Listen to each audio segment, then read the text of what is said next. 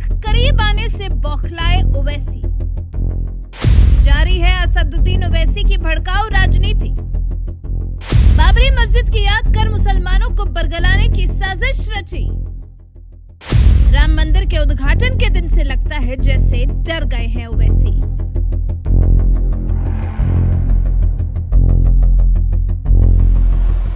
जी, AIMIM प्रमुख और हैदराबाद से सांसद असदुद्दीन ओवैसी की मानो रातों की नींद उड़ गई है। जैसे जैसे अयोध्या में राम मंदिर उद्घाटन की तारीख करीब आ रही है, वैसे वैसे ही लगता है जैसे असदुद्दीन ओवैसी की दिल की धड़कनें बढ़ती चली जा रही हैं। उनको शायद समझ ही नहीं आ रहा कि ये क्या हो रहा है और क्यों हो रहा है। ऐसे माहौल में ओवैसी की एक नहीं चल पा रही है, जैसे किसी ने एकदम लगाम कसी हुई है।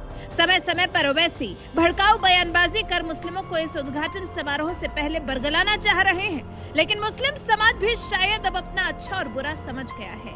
मुस्लिम समुदाय भी जान गया है कि ओवैसी इन बरगलाने वाली बातों के पीछे किसी की अच्छाई नहीं है, लेकिन ओवैसी अपनी कोशिश से बाज नहीं आ रहे। कभी बाबरी मस्जिद की याद कर मुस्लिम समुदाय को भड़काते हैं, तो कभी अपने ही समाज के लोगों को डरने से मना करते हैं। मोदी और शाह से नहीं डरने की बात कह रहे हैं। राम मंदिर के उद्घाटन समारोह से 6 दिन पहले ही असदुद्दीन ओवैसी ने सोशल मीडिया प्लेटफॉर्म एक्स के जरिए शायरी वाले अंदाज में अपनी दिल की बात अपने समर्थकों के लिए कही है।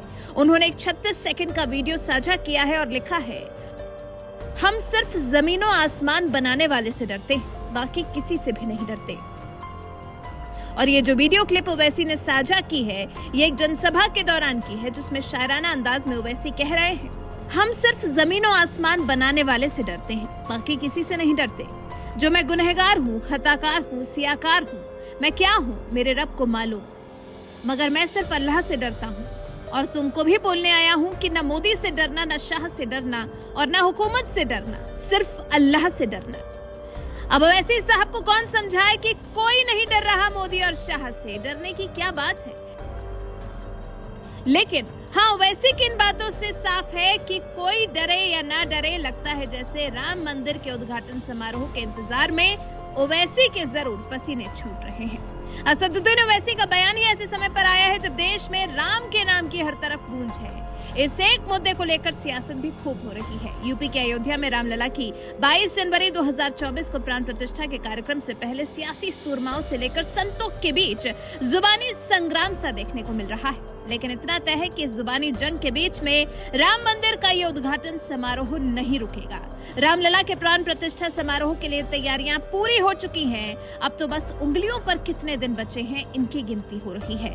आपको बता दें, ओवैसी ने ये जो मोदी और शाह से नहीं डरने की अपने भाई बंधुओं को नसीहत दी है, ये राम मंदिर को लेकर ही है। ऐसा हम इसलिए कह रहे हैं क्योंकि राम मंदिर की हर बात को लेकर ओवैसी जबरदस्त तरीके से बौखला रही हैं। अभी हाल ही में जब दिल्ली के मुख्यमंत्री अरविंद केजरीवाल ने सोशल मीडिया एक्स पर दिल्ली में मंगलवार को सुंदरकांड के पाठ का ऐलान किया था, तो ओवैसी ने केजरीवाल को भी आरएसएस का छोटा रिचार्ज बताया था। दिल्ली के मुख्यमंत्री और उनकी सरकार ये तय की है कि हर ट्यूसडे को वो सुंदरकांड बताएंगे, हनुमान चालीसा पढ़ाएंगे। इस पर मैंने ये किया है कि भाई आप लोग बीजेपी से क्या डिफरेंट है, आप में बीजेपी आरएसएस में कोई फर्क नहीं है।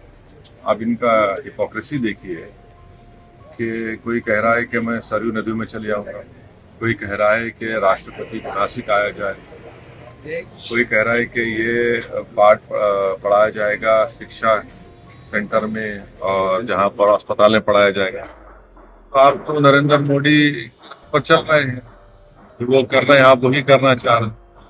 आप में बीजेपी आरएसएस में क्या फर्क है? ऐसे कई मौके आए हैं जिससे पता चलता है कि मुस्लिम समुदाय तो नहीं, लेकिन हाँ, ओवैसी जरूर राम मंदिर के प्राण प्रतिष्ठा कार्यक्रम से पूरी तरह से घबराए हुए हैं। ये वही ओवैसी हैं जिन्होंने ज्ञानवापी में शिवलिंग जैसी आकृति मिलने पर उसे फव्वारा करार दिया था। नहीं, बाबा नहीं मिले हैं। ये दावा किया जा रहा है कि शिवलिंग मिला है, वहां की कमेटी ने, मस्जिद की कमेटी ने कहा कि वो तो मस्जिद का फाउंटेन है, फव्वारा है, और हर मस्जिद में फव्वारा होता है। ये वही ओवैसी हैं जिन्होंने प्लेसेस ऑफ वर्शिप एक्ट का जिक्र छेड़ा था और कहा था कि ये संसद का बनाया हुआ है। ऐसे में मोदी सरकार कहती है कि हम इस पर स्टैंड करते हैं। विरोध क्या है? 6 दिसंबर को बाबरी मस्जिद को किसने शहीद किया? ये मुद्दा जिंदगी भर रहेगा। अगर मस्जिद को आप शहीद नहीं करते तो कोर्ट का फैसला क्या आता? 6 दिसंबर तो एक फैक्ट है कि हम चाहेंगे कि दोबारा 6 दिसंबर हो। दूध का जला छाछ भी फूक फूक कर पीता है। वैसे ओवैसी की इस तरह की बयानबाजियों पर आपका क्या कहना है? कभी फव्वारा, कभी बाबरी मस्जिद के विध्वंस को भूलने नहीं देना, कभी मोदी शाह से नहीं डरना, कभी पूजा पाठ करने के लिए आगे आने वाले नेताओं को सीधा आरएसएस का छोटा रिचार्ज बता देना। आपको क्या लगता है? ओवैसी अपनी इन बातों से साबित क्या करना चाहते हैं? अपनी राय हमें कमेंट कर जरूर बताएं।